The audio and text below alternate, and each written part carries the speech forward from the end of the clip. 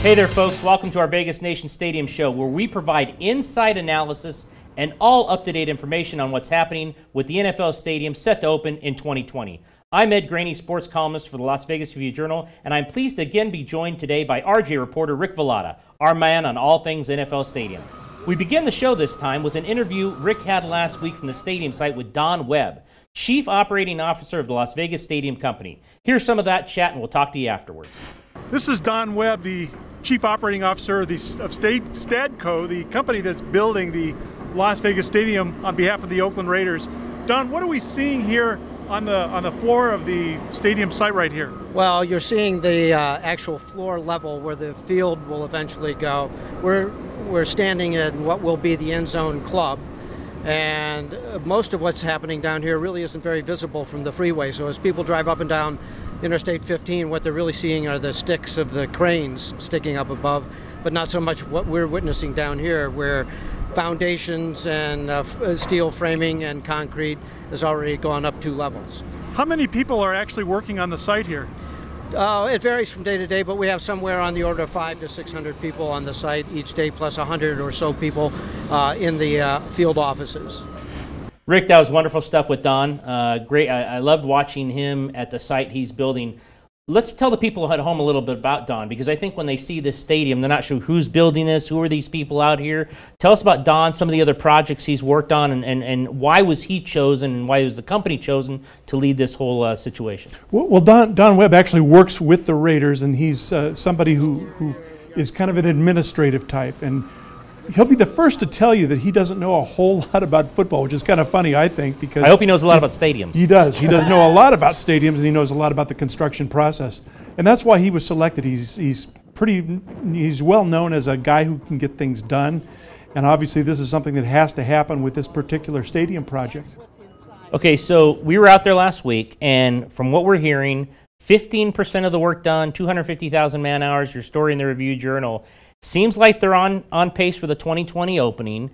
Anything other than weather, like what happened in LA with rains and floods, but anything you see as hurdles that at this point is going to be a major stoppage in time getting this thing done before the 2020 season? Well, the thing that's been so astonishing about this so far, and you know, being out there, you can see how vast it is, and it's kind of funny because when people drive by on Interstate 15, they take a look over, they might see the cranes sticking up, but they can't even fathom that there's 500 people there on the site doing work. So one of the things that Don explained to me was that we've had no surprises so far, and he says that's probably the most surprising thing about this whole project is that there haven't been any surprises. Also, it's really important to note that these guys that are building it, the construction company from Minneapolis that built the stadium up there, the beautiful US Bank Stadium, beautiful place. Yeah. Mortensen Construction, they've done this before, not just here, but in a number of different markets. They just wrapped up some construction on a arena in Milwaukee, so they're good at what they do. Now, we talked a lot about, more than I've ever heard or maybe perhaps wanted to know, about steel girders last week. A lot of steel coming from that great state of Wisconsin. Explain what's happening there. And I got really excited when you hear about steel girders going up to where we can then see, hopefully, and you can tell us when, a vertical sense of this stadium. I think when people see things going up, steel going up, in their minds when they're driving by, they're like, wow. Right now it's just kind of a hole and people working around it. But when those girders start going up, you're like, man, that thing's really happening. It's quite an undertaking to, order it, because they obviously they have their plans. This is not Amazon Prime. Exactly. This is one of those things where they have to actually figure out in advance what they're going to do. So they've ordered the steel well in advance and actually paid for it. So they have no problems with these talks about tariffs that we've been hearing about in the news lately with steel and aluminum. That's past tense. That's all something that's already been dealt with. So now all they have to do is manufacture exactly what kinds of what the different forms look like, so that they can actually piece it together when it gets here. The tariffs won't impact anything because they bought this before. Already bought it before. So they're not concerned about price, and let me ask you that real quick in terms of the price of this. Everyone heard 1.8 billion. I know you asked him about the tariffs in terms of the steel and perhaps being affected by tariffs elsewhere on this. Are they still around the 1.8 billion price tag, or it always seems like it can go up at any time? They are right at that point. Right now, the financials are looking exactly the way they projected them to be. It's not completely out of the woods in terms of the steel, the tariff issue, because sometimes they have some work that needs to be done by subcontractors who haven't had the opportunity to do this in advance. So there could be some issues there. Probably not so much that it's going to really have a big impact on the financials that going forward on this. This is going to shock you, but I don't know if we've had a stadium show and talk about parking. But let's talk about parking, because we always have to talk about parking. Tailgates, I think, and look, this is what fans who are about to spend a lot of money on tickets and seat licenses want to know. Where are we going to tailgate? You know, where's the party going to be? They have a deadline. Remind the people at home what the deadline is when they have to present a doable parking plan in terms of enough spaces to allow this project to, again, be on time and there be no hurdles. Well, when I was sitting down with Don Webb, I had to look around to make sure that Mark Bedane, the president of the Raiders, wasn't in the room. He had left at that point, I think. Yeah, he was, you know, he was wondering what was, you know, I always bring this up with Mr. Bedane whenever we have a conversation about this, and he always gives me the same answer: we'll let you know when you need to know. Well, when do we need to know? We need to know by September. At least that's when the Clark County wants to know about it. They have to have their plan in place. It's basically a zoning issue to determine that. But one of the things that they've hinted at all along, and I think this goes back to many months ago, that they've talked about the fact that this is not going to be just one parking lot that's going to accommodate all the people who are going. This is going to be multiple parkings, and they have to do some negotiations with several different operators in order to get the different space that they need. Great stuff. Stay right there. We're going to go to a break, but when we come back, you're not going to want to miss this. Raiders owner Mark Davis wearing a chef hat. What's the deal with that? We'll let you know coming back.